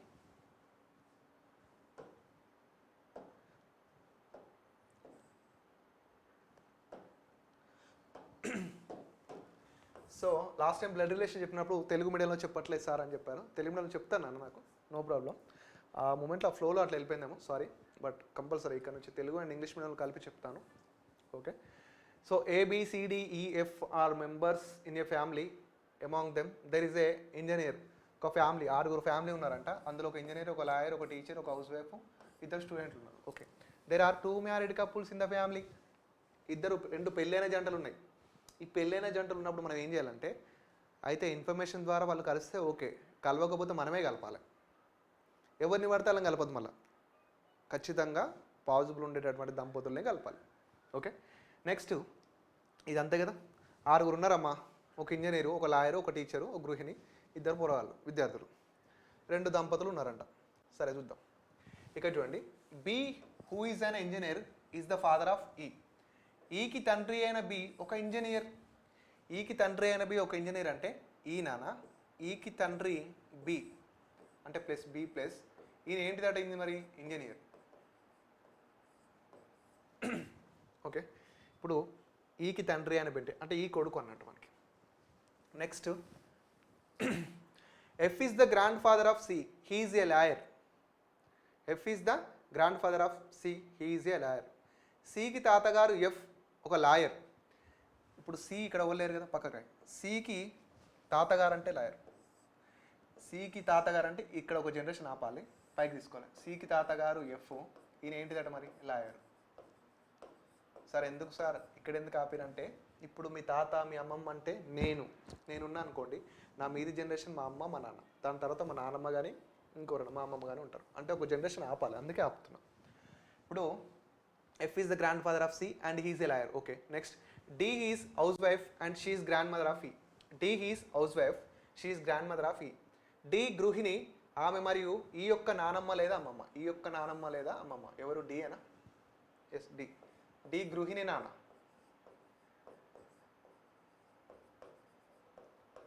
మిగిలిన వాళ్ళు ఎవరు? ఏ. ఓకేనా, మిగిలిన వాళ్ళు ఏ. రైట్, ఏ చేసినాం. మరి ఏం చేయాలి సార్? మొత్తం అయిపోయింది కదా, ఇప్పుడు ఏం చేయాలి? కలపాలి. మరి పెద్ద మనిషి చేసుకొని రెండు దంపతులు కలపాలి. ఎవరిని వాడితే వాళ్ళకి కలపొద్దమ్మా. ఈ ముసలోళ్ళు ఉన్నారు కదా, ఈ తాతున్న అమ్మమ్మ నాన్నమ్మ ఇలా కలిపినాం అనుకో అయిపోతాయి, ఒక పెళ్ళి అయిపోయింది. నెక్స్ట్ ఈ బీకి కొడుకు లేడు, ఈ మాకు ఏకి ఇచ్చి పెళ్లి చేసినాం అనుకో అయిపోతుంది. ఇలా జెండర్ మనకు తెలియదు. ఓకే, మరి ఇంకా మనకి ఏం కావాలి? టీచర్లు కావాలి, స్టూడెంట్లు కావాలి కదా. వీళ్ళిద్దరు టీచర్ అయితే వాళ్ళ అమ్మ స్టూడెంట్ అవుతుందా? కాదు. అంటే ఖచ్చితంగా ఈమె టీచరే. ఈ పోరాళ్ళిద్దరు ఏందన్నట్టు స్టూడెంట్స్, వీళ్ళు స్టూడెంట్స్, ఈ పిల్లలు స్టూడెంట్స్. సో ఇక్కడ ఆ కుటుంబంలో రెండు వివాహిత జంటలు ఉన్నటువంటి, అంటే ఈ కుటుంబంలో ఉన్న రెండు వివాహిత జంటలు FD BA right answer. Next A designation in the following. A teacher కదా నాన్న, ఏ టీచర్. హస్బెండ్ ఆఫ్ ఏకి హస్బెండ్ ఎవరు? బి కదా. ఏకి హస్బెండ్ బిఏనా? ఎస్, ఏకి husband B. Next which of the following is the group of male members in that family. ఇచ్చినటువంటి గ్రూప్లో ఖచ్చితంగా మేల్ మెంబర్స్ ఎవరు ఉన్నారో చూడాలి. ఖచ్చితంగా అంటే ఎగ్జాక్ట్గా మనకి ఆ జెండర్ అనేది తెలియాలి. F ఒకడు B ఒకడు నాన్న, FB.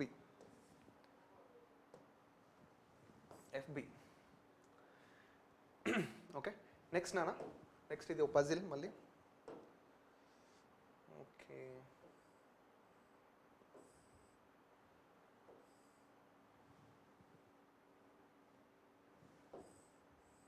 ఓకే పజిల్స్ ఏమంటున్నాడు మరి puzzle. Read the following information carefully and answer the related questions. సూచనలు క్రింది సమాచారాన్ని ఆధారంగా సంబంధిత ప్రశ్నలకు జవాబులు. సో 5 ఫ్రెండ్స్ అంటున్నా, PQRSTలు travelled 5 different cities. Chennai, Kolkata, Delhi, Bengaluru, Hyderabad. 5 different places, 5 different modes of transports. Bus, train, aeroplane, car and boat from Mumbai. Telugu medium వెళ్ళినా ఒక 5 ఉన్నారు. వాళ్ళు చెన్నై, కోల్కతా, ఢిల్లీ, బెంగళూరు, హైదరాబాద్లకు వెళ్తున్నారు. ఇక్కడ నుంచి ముంబై నుంచి వెళ్తున్నారు. ఒక్కొక్కరు ఒక్కొక్క వేలు వెళ్తున్నారు. ఒకడు బస్సు, ఒకడు రైలు, ఒకడు విమానము, ఒకడు కారు, ఒకడు బోటు. ఎంతమంది అవుతున్నారు? 5. ఇక్కడ మనం పజిల్స్లో మనం తీసుకునే ప్రొఫార్మ్ అనేది వెరీ వెరీ ఇంపార్టెంట్ అన్న. ఇక్కడ 5 పర్సన్స్ ఉన్నాయి కదా, 5 పర్సన్ ఎవరెవరు? PQRST. వీళ్ళు ఏం చేస్తారు మరి? సిటీస్కి పోతారు. ఓకేనా, సిటీస్కి పోతారు. ఎట్లా పోతారు? డిఫరెంట్ మోడ్స్, అంటే వెహికల్స్. ఇక్కడ రాస్తున్నాం వెహికల్స్ అంటే రాస్తున్నాం, మీరు ఏమైనా రాసుకోరు. ఓకేనా, రైట్. ఓకే కదా, అంతా సెట్. మనం ఏం చేయాలి ఇప్పుడు? వీళ్ళను ఎవడెవడో ఎట్లా పోతుండో చూద్దాం. రైట్, నువ్వు ఫస్ట్ చేయాల్సింది ఏంటి పజిల్స్లో? నీకు వాడిచ్చిన ఇన్ఫర్మేషన్ ఆధారంగా ఇందులో ఎవరైనా ఫిట్ అవుతారో చూద్దాం. ఫిట్ గానలోనే అవతలేద్దాం. అవతలేసినాక మళ్ళీ ఇందులో లోపల వేసుకుందాం. First point, the person who travel to Delhi did not travel by boat. ఢిల్లీకి ప్రయాణించిన వ్యక్తి బోట్లో లేడు. అంటే ఢిల్లీకి వెళ్ళేటోడు బోట్ యూజ్ చేయడం అన్నట్టు. ఫస్ట్ ద నెగిటివ్, అంటే ఢిల్లీకి వెళ్ళేటోడు బోట్ యూజ్ చేయడం అన్న. Okay, next R went to Bengaluru by car, Q went to Kolkata by aeroplane. R went to మంచి దీన్ని లేయచ్చు కదా. Yes, R went to Bengaluru by car. R went to Bengaluru by car. Next Q went to Kolkata by aeroplane. Q went to Kolkata by aeroplane. ఓకేనా. Next S travelled by boat. S అనే వ్యక్తి బోట్తో travel అయ్యిండు, but ఏ సిటీయో చెప్పలేదు. Next where ice T travelled by train. T అనే వ్యక్తి ట్రైన్తో ట్రావెల్ అవుతున్నాడు. విన్ సిటీ కూడా మనకు తెలియదు. 1, 2, 3, 4 అయిపోయినాయి. మిగిలిన ఏంటమ్మా? ట్రాన్స్పోర్ట్. మిగిలింది బస్సు కాబట్టి బస్సు ఖచ్చితంగా పీదే. మీది ఈ థాట్ రావాలి. ఒకటి మిగిలితే అది ఏంటిది కథ పెట్టేయాలి. మిగిలింది ఖచ్చితంగా బస్సు అయితే కదా, నువ్వు రాయాలి. నీకు ఆ థాట్ రావాలి ఖచ్చితంగా. నెక్స్ట్ ఢిల్లీ చెన్నైలకు ముంబై నుండి బస్ ప్రయాణం లేదు. ఢిల్లీ చెన్నైలకు ముంబై నుండి బస్ ప్రయాణం అనేది లేదు. ఓకే, ఢిల్లీ చెన్నైలకు ఫస్ట్ ఢిల్లీ బోట్ లేదు కదా, ఢిల్లీ బోట్ లేదు. మళ్ళీ నెక్స్ట్ ఏమంటున్నాడు? ఢిల్లీ అండ్ చెన్నైలకి ఏం లేదు? బస్సు ప్రయాణం లేదంట. బస్సు ప్రయాణం లేదు. ఇప్పుడు చూసుకుంటే ఈ ఢిల్లీ సిటీకి వెళ్ళాలంటే బోట్లో వెళ్ళలేమో, బస్సులో వెళ్ళలేము కదా. అంటే బస్సులో ఢిల్లీ రాదు, బోట్లో ఢిల్లీ రాదు. ఖచ్చితంగా ఇక్కడ వస్తాయి, ట్రైన్ దగ్గర వస్తుంది. ఇంకొకటి, ఈ చెన్నై అనేది మనకి ఇంకా 2 మిగిలినాయనా. ఈ చెన్నై అనేది బస్సులో వెళ్తుందా? ఈ చెన్నై అనేది బస్సులో వెళ్ళదు కాబట్టి బై బోటే. ఓకేనా, చెన్నై అనేది బస్సులో వెళ్ళదు కాబట్టి బై బోట్. మిగిలింది హమారా హైదరాబాద్. చలో ఆన్సర్ ద కోలింగ్ క్వశ్చన్ చేద్దాం. ఇంకా ఈ క్రింది వానిలో వ్యక్తి ప్రయాణించిన వాహనంకు సంబంధించిన జతలో సరికానిది ఏది? సరికానిది అంటారా? Out man out. P bus right, R car right ఏది, S boat right, T aeroplane wrong. So answer is మనకేంటి D. D is the answer. Next ఎస్కి సరైన జత. ఎస్కి సరైన జత అంటే ఢిల్లీ బస్. ఎస్ ఢిల్లీకి పోతుండా? లేదు. ఎస్ చెన్నైకి పోతుండా? ఎస్ చెన్నైకి పోతుండు. బై చెన్నైకి ఎట్లా పోతుండు? బోట్లో.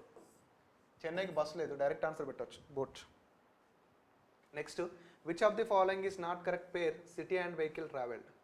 ఢిల్లీ బస్ అంటే ఏమంటారు? సరికాని జత. సరికాని జత అంటే Delhi bus, Delhi by train. Kolkata aeroplane, Kolkata aeroplane కరెక్టే. బెంగళూరు కార్ కరెక్టే. చెన్నై బోట్ కరెక్టే. So Delhi bus will be the answer for this question. Next ఢిల్లీకి వెళ్ళిన వ్యక్తి ఈ క్రింది వానిలో దేని ద్వారా ప్రయాణించాడు? ఢిల్లీకి వెళ్ళిన వ్యక్తి క్రింది వానిలో దేని ద్వారా? బై ట్రైన్ నానా. ఈ క్రింది వారిలో ఢిల్లీకి ప్రయాణించింది ఎవరు? ఏ ఢిల్లీ క్యా? Delhi T. Okay right. So right అయిపోయింది 10. ఓకేనా, అదొక different type of puzzle. So ఇక్కడ చూసుకుంటే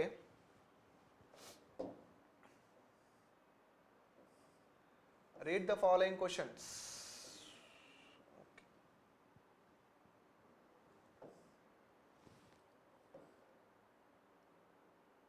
Okay, read the following questions.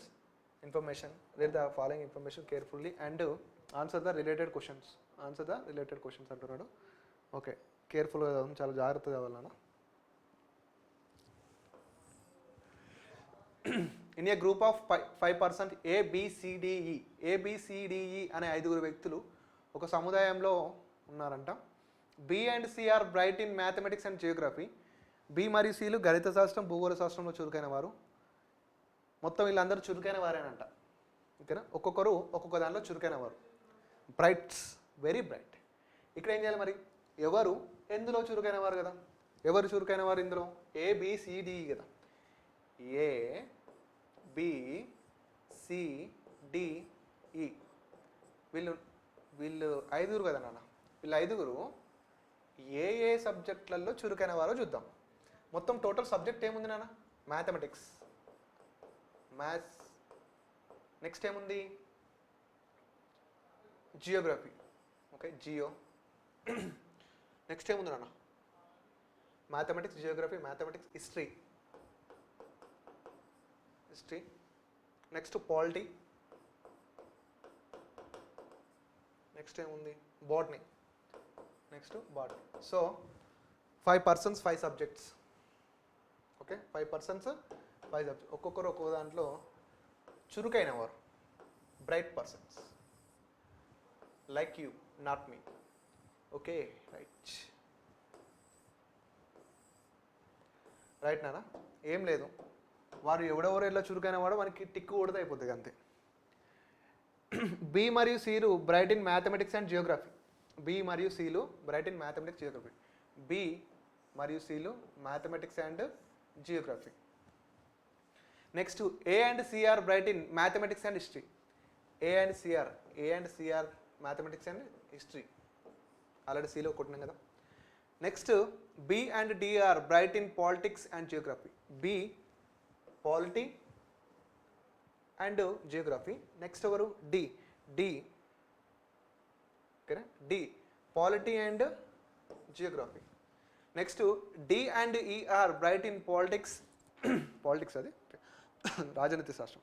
D and E are bright in politics and botany. D politics and botany. D politics and botany. E politics and botany. E is bright in botany. అయిపోయింది. ఇంకేంటి మరి? History, politics. Yes అయిపోయింది. ఇప్పుడు ఏం చేస్తున్నట్టు ఒకసారి మళ్ళీ చూద్దాం. B and C are bright in mathematics and geography. B and C are mathematics and geography. Good. A and C are bright in mathematics and history. Mathematics history. Next B and D are bright in politics and geography. B D politics history. B and D. B and D are bright in politics and geography. Politics and geography. Okay. D and E are bright in politics and botany. D and politics botany. Okay. E is bright in botany, history, politics. Okay. మిగిలినంతా ఏం లేదు, into కొట్టురు.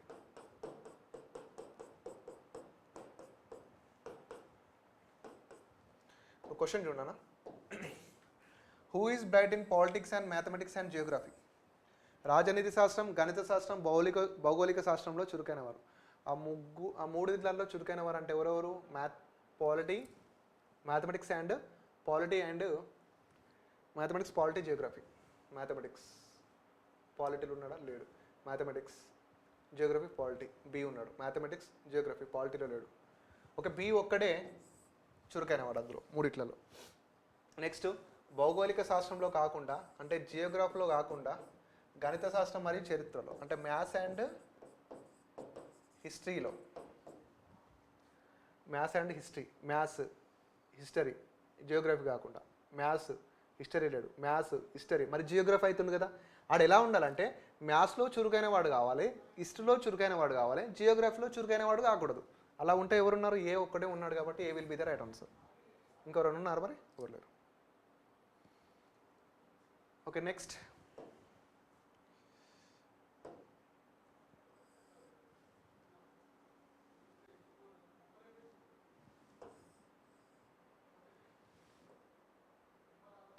read the following information carefully and answer the related questions. ఉండో. క్రింది సమాచారం ఆధారంగా సంబంధిత ప్రశ్నలకి జవాబులు ఇస్తాం. On a shelf are placed 6 volumes side by side labeled. Okay. ABCD and F 3 volumes BCE have 3 green covers. ఓకేనంటే ఒక సెల్ఫ్ ఒక అరలో 6 చీటీలను పెట్టినంట. 6 చీటీలను అతికించిరట. 6 సంపుటాలకు ఒకదాని పక్కన ఒకటిగా ఉన్నాయి. వాటిలో 3 సంపుటాలు BCE. ఓకే. 6 పర్సన్స్ 6 చీటీలు వేసుకుంటే okay 6 persons A B C D E F 6 persons. ఇక్కడ వాడు కొన్ని చీటీలు అంటున్నాడు, వాల్యూమ్స్ చూద్దామండి. ఫస్ట్ ఏమన్నాడు? గ్రీన్ కవర్ అంటే ఆకుపచ్చని కవర్, గ్రీన్ కవర్ అంట, గ్రీన్ కవర్. నెక్స్ట్ ఏమంటున్నాడు? Yellow cover. నెక్స్ట్ ఏమంటున్నాడు? న్యూ వాల్యూమ్ అంటే కొత్త సంపుట, న్యూ వాల్యూమ్ ఎన్వేలి ఒకటి ఉంది. డిఫరెంట్ టైప్స్ ఆఫ్ చిట్టీలు చూస్తున్నా. ఓల్డ్ వాల్యూమ్ ఓవి ఒకటి ఉంది. నెక్స్ట్ లా రిపోర్ట్స్ న్యాయ సంబంధితవి. నెక్స్ట్ గెజిటేటర్స్ అంటే భౌగోళిక సమాచార సూచికలు, గెజిటేటర్స్. ఓకే ఇన్ని ఉన్నాయండి. 6 పర్సన్స్, 6 డిఫరెంట్ టైప్ ఆఫ్ చిట్టీలు, సంపుటాలంట. ఇప్పుడు ఇక్కడ కూడా మనం టిక్కులు పెట్టుడే, పెద్ద ఏం ఇబ్బంది లేదు.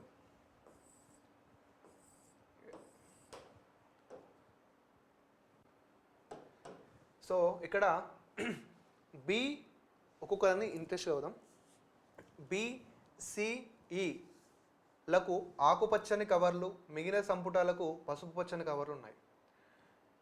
BCE have green covers while other values have yellow covers. First BCEలకు ఆకుపచ్చని కవర్లు. BCEలకు ఆకుపచ్చని కవర్లు. BCEలకు ఆకుపచ్చని కవర్లు అంటే ఇదే కదా.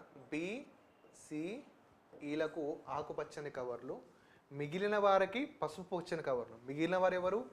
ఏకి డికి ఎఫ్కి. నెక్స్ట్ ADBలకు కొత్త సంపుటాలు, మిగిలిన వారికి పాత సంపుటాలు. ADBలకు కొత్తది ADB. వీడు చూడండి ఇక్కడ ABD అనొచ్చు కదా, అనడు. ఏ డి మళ్ళీ వెనుకకు రావాలి బి. అంటే ఇక్కడ మన చేతనే మిస్టేక్ చేయడానికి ట్రై చేస్తాం అనమాట. ఏడిబిలకు కొత్త సంపుటాలు A new volume, D new volume, B new volume. మిగిలిన వారికి పాతయి, మిగిలిన అంటే సి ఈ ఎఫ్. ఓకేనా.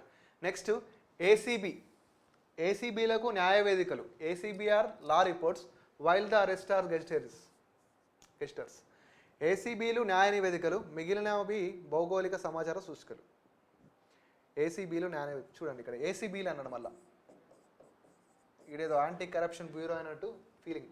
ఏసీబీ అంట, ఏబీసీ అని మంచిగా ఉండొచ్చు కదా అన్నాడు, ఎందుకంటే ఏబీసీ అంటే మనం పెడతాం కదా, ఏసీబీ అంటే కన్ఫ్యూజ్ అవుతాం, అందుకే చాలా జాగ్రత్త అన్నిటిగా వేయాలి. ఏసీబీలు న్యాయవేదికలు, ఏ సి బి న్యాయవేదికలు, మిగిలినవి భౌగోళిక సమాచార సూచికలు. మిగిలినవంటే ఈ మూడే కదా. ఎస్, ఒకసారి మళ్ళీ చూద్దాం. బీసీఈలు ఆకుపచ్చని కవర్లు, బీసీఈలు ఆకుపచ్చని కవర్లు, మిగిలిన వారు ఎల్లో. సూపర్. ఏడీబీలు కొత్త సంపుటాలు, ఏడీబీలు new volumes, A new volume, D new volume, B new volume, మిగిలిన వారు ఓల్డ్ వాల్యూమ్స్. ఎక్సలెంట్. ఏసీబీలు న్యాయవేదికలు, A law, C law, B law, మిగిలినవి భౌగోళిక సమాచార సూచికలు, మిగిలినవి భౌగోళిక సమాచార సూచికలు. Okay right. క్వశ్చన్స్ చూస్తే ఒకసారి 26. Which one of the volume is new, yellow covered and okay right. Okay right. పసుపు పచ్చని కవర్ కలిగిన కొత్త భౌగోళిక సమాచార సూచిక సంపుటం ఇది. పసుపు పచ్చని, ఇక్కడ ఏమేం కావాలంటే మనకి new volume, yellow, new volume yellow, last new yellow, no new yellow gazetteer, new yellow gazetteer. పసుపు పచ్చని కవర్ కలిగిన కొత్త భౌగోళిక సమాచార సూచిక సంపుటం ఏది అంటే డి. నెక్స్ట్ క్వశ్చన్ అండి 27 క్వశ్చన్ అండి. Which one of the following is the old volume of gazetteers. అంటే ఓల్డ్ వాల్యూమ్ ఉండాలి, గెజిటేర్స్ ఉండాలి. Old volume and gazetteers. Old లేదు, ఓల్డ్ ఉంది, ఓల్డ్ ఉంది. అంటే ఇక్కడ ఈ అండ్ ఎఫ్ అని ఉన్నారండి, ఈ అండ్ ఎఫ్ ఉన్నారు. అంటే ఓల్డ్ వాల్యూమ్ ఉండాలి, వాళ్ళకి గెజిటేర్స్ ఉండాలి, పాత సంపుటి ఉండాలి, పాత సంపుటి మరియు భౌగోళిక సమాచార సూచిక ఉండాలి. అలా ఈ అండ్ ఎఫ్ ఉన్నారు. మనకి ఆప్షన్లో ఎవరున్నారు? ఈ అండ్ ఎఫ్. మనకు ఆప్షన్లో ఎవరు ఉన్నారు? ఈ ఒక్కరే ఉన్నారు కాబట్టి ఈయన చూస్ చేసుకున్నాం. నెక్స్ట్ పసుపు రంగు కవర్ కలిగిన కొత్త న్యాయవేదిక సంపుటి. పసుపు ఎల్లో ఉండాలి, న్యూ వాల్యూమ్ ఉండాలి, లా ఉండాలి. Yellow new law, yellow new law, yellow new law, yellow new లేదు law, yellow new law. A is the right answer. A ఉన్నారండి ఇక్కడ? Yes, A will be the right answer. అంటే పసుపు రంగు cover కలిగిన కొత్త న్యాయ నివేదిక సంపుట అంటే ఏ. Next which one of the green covered old and law report volume. అంటే గ్రీన్ కవర్ ఉండాలండి, ఓల్డ్ ఉండాలి, ఓల్డ్ వాల్యూమ్ ఉండాలి, లా రిపోర్ట్స్ ఉండాలి. Green colour old law reports. So green colour old law reports, green colour old law reports, green colour old law reports. C will be the right answer for this question. Where is C అమ్మ? C. So last question 30 అండి. ఇందులో 30. So which two volumes are old gazetteers? Okay. ఏ రెండు సంపుటాలు పాత భౌగోళిక సమాచార సూచికలు? ఏ రెండు సంపుటాలు ఓల్డ్ వాల్యూమ్ ఉండాలి అండ్ గెజిటర్స్ ఉండాలి. Old volume and judge, old and judge, old judge. అంటే పాత సంపుటిలు, భౌగోళిక సమాచార వేదికలు. భౌగోళిక సమాచారం అంటే పాత సంపుటిలు. ఈ అండ్ ఎఫ్ రెండు ఉన్నారు కాబట్టి సో ఆప్షన్లో ఈ and F will be the right answer for this question. ఈ అండ్ ఎఫ్. ఓకేనా? రైట్ అండి. సో మీరు జాగ్రత్తగా క్వశ్చన్స్ అన్నీ అబ్జర్వ్ చేస్తే ఒకసారి సిట్టింగ్ అరేంజ్మెంట్ పజిల్లో ఇందులో ఏముండదండి, అంటే ఇక్కడ ఈక్వేషన్స్ అనేవి ఎలాంటివి ఉండవు, వాడు ఇచ్చిన ఇన్ఫర్మేషన్ ఆధారంగా మనం కొంచెం ఆ ఇన్పుట్ అంటే ఎగ్జాక్ట్ ఇన్ఫర్మేషన్ వేరే ఉంటుంది, ఇన్పుట్ తీసుకునేది వేరే ఉంటుంది. ఎగ్జాక్ట్ ఇన్ఫర్మేషన్ నువ్వు వేసినావు అనుకోండి, ఇన్పుట్ సరిగ్గా రాసినావు అనుకోండి, ఈజీగా నీ క్వశ్చన్ అనేది సాల్వ్ అవ్వడం జరుగుతుంది. సో ఎగ్జామ్లో సిట్టింగ్ అరేంజ్మెంట్ 10 నుంచి మనకు మినిమం 5 వస్తాయి కాబట్టి దీని మీద ఫోకస్ చేయాల్సి ఉంటుంది ఖచ్చితంగా. ఓకే, సో ప్రీవియస్ అన్నీ చాలా ఈజీగానే ఉన్నాయి, మరీ అంత హార్డ్ ఏం లేదు. బట్ ఏంటంటే నేను అన్నట్టు ఈజీగానే అనిపిస్తే కానీ కొంచెం కన్ఫ్యూజ్ అవుతాం. ఇప్పుడు ఇందాక ఆ వర్డ్స్ ఇచ్చాడు కదా, ఏబీసీ అనే వాడకుండా ఏసీబీ అని ఇచ్చాడు అలా, లేకపోతే ఏడీసీ అంటాడు, అంటే రివర్స్ అటు నుంచి ఇటు నుంచి అటు అడగడం జరుగుతుంది. ఓకేనా, సో చాలా జాగ్రత్తగా నీట్గా సిట్టింగ్ అరేంజ్మెంట్ చేసేటప్పుడు మైండ్ చాలా క్లియర్గా ఉండాలి. గుర్తుపెట్టుకోవాల్సింది ఏంటంటే పాజిటివ్ పాయింట్స్ని ఫస్ట్ తీసుకోండి, ఎగ్జాక్ట్ పాయింట్స్ని ఫస్ట్ వేయండి, మిగతా వాళ్ళని నోట్ రాసుకోండి. ఇంకొకటి ఏంటంటే ఒక వ్యక్తి ఇక్కడ కూర్చోపోతే ఇక్కడ కూర్చుంటాడు, అక్కడ కూర్చుంటే మరి ఇలా కూర్చుంటాడు. ఇది అంటే మిమ్మల్ని మీరు క్వశ్చన్ చేసుకుంటే సిట్టింగ్ అరేంజ్మెంట్ అనేది ఈజీగా చేయగలుగుతారండి. Okay, thank you. మనం నెక్స్ట్ వీడియోలో నెక్స్ట్ టాపిక్తో ముందుంటాం. Thank you.